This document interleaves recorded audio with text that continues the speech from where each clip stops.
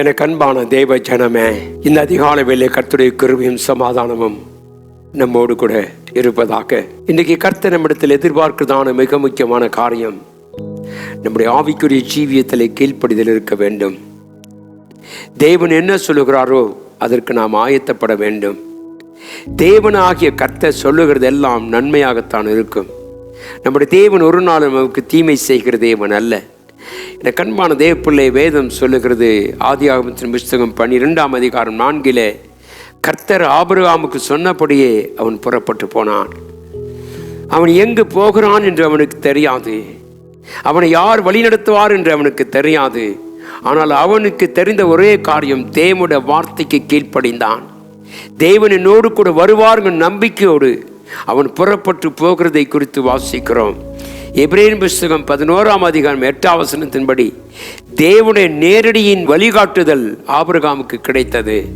எனக்கு அன்பான தேவ பிள்ளையே, இந்த வருஷத்தை நீ கர்த்தருடைய வார்த்தைக்கு கீழ்ப்படிந்தவர் எங்கு சொல்லுகிறாரோ, என்ன சொல்லுகிறோ அதை செய்வதற்கு நாம் ஆயத்தமாக இருந்தால் நம்முடைய பிரயாணத்தை அவர் நடத்த வல்லவராக இருக்கிறார். இந்த 2025 தேவன் நம்மை அழைத்து மகிமைப்படுத்த வேண்டுமானால் தேவனுடைய பிள்ளை வேதம் சொல்லுகிறது, நாம் அவர் சொல்லுகிற காரியத்துக்கு கீழ்ப்படிந்து நாம் நடக்க வேண்டும். தேவனோடு ரட்சிப்பின் உறவு கொள்ள நமக்கு முக்கியமான காரியமே கீழ்ப்படிதல் தான்.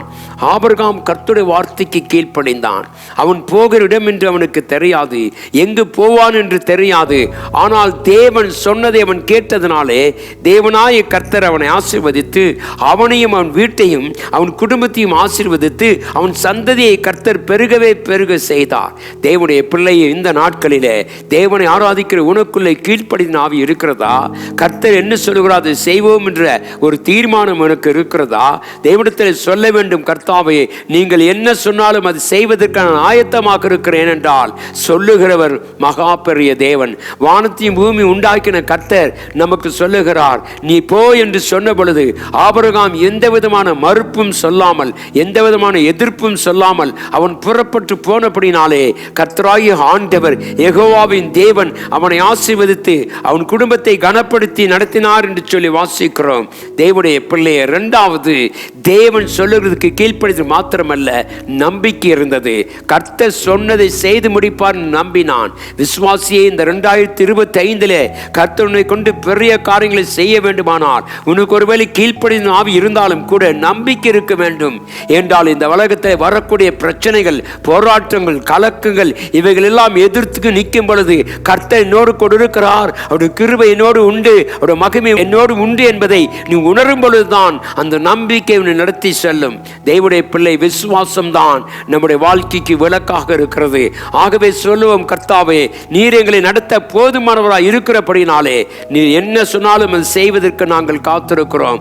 ஆகவே முதலாவது கீழ்ப்படிதல், இரண்டாவது நம்பிக்கை இருக்க வேண்டும். தேவ பிள்ளையே, அவர் ஒரு நாளும் நம்மை அவர் வெட்கப்படுத்தவே மாட்டார். ஆகவே தான் தேவனுடைய பிள்ளையை, நம்முடைய விசுவாசம் செத்ததாக இருக்கக்கூடாது. போன விசுவாசம் கிரியை செய்ய முடியாது, ஆனால் விசுவாசிக்கிறவர்கள கிரியை நடக்கும் என்று கர்த்தர் சொல்லுகிறார். எனக்கு அன்பான தேவ பிள்ளை, இன்றைக்கு நம்முடைய வாழ்க்கையிலே கிருபையும் நம்பிக்கையும் இருக்குமானால் இந்த 2025 அழகாய் நடத்தி செல்ல ஆவியானவர் நம்மோடு கூட இருக்கிறார். முற்றிலுமாய் நம்மை தாழ்த்துவோம், தேவனுடைய சமூகத்தில் ஒப்பு கொடுப்போம். அவரே நமக்கு போதுமானவராய் இருக்கிறபடினாலே தேவனாய் கர்த்தர் தாமே நம்மிடத்திலே செய்கிறதை நடத்தி கொடுப்பேன் என்று சொல்லுகிறார். அப்படி இருந்தால் நம்முடைய வாழ்க்கையில் ஆசீர்வாதம் இருக்கும், நம்முடைய பிள்ளைகள் ஆசீர்வதிக்கப்படுவார்கள், நம்முடைய சந்ததி ஆசீர்வதிக்கப்படும். ஏனென்றால் கர்த்தருக்கு பயந்து கீழ்ப்படிந்து போகிறவன், கர்த்தர் மேல் நம்பிக்கை வைக்கிறவன் ஒருபோதும் வெட்கப்பட்டு போனதில்லை. கர்த்தர் நம்மை ஆசீர்வதித்து கனப்படுத்தி பாதுகாத்துக் கொள்ள கர்த்தர் நமக்கு உதவி செய்வாராக.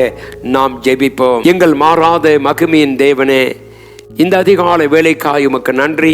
கர்த்தா, உம்முடைய வார்த்தைக்கு கீழ்ப்படிந்து உண்மையில் நம்பிக்கை வைத்து இந்த 2025 நடத்த எங்களுக்கு உதவி ஜெபிக்கிறேன். என்றால் எங்களுக்கு முன் செல்லுகிற தெய்வம் நீர் எல்லாவற்றையும் செய்ய வல்லவராக இருக்கிறதுக்காய் சோத்திரம். ஆசீர்வதியை மகிமைப்படுத்தும் புதிய கிருபைகளை தாரும்.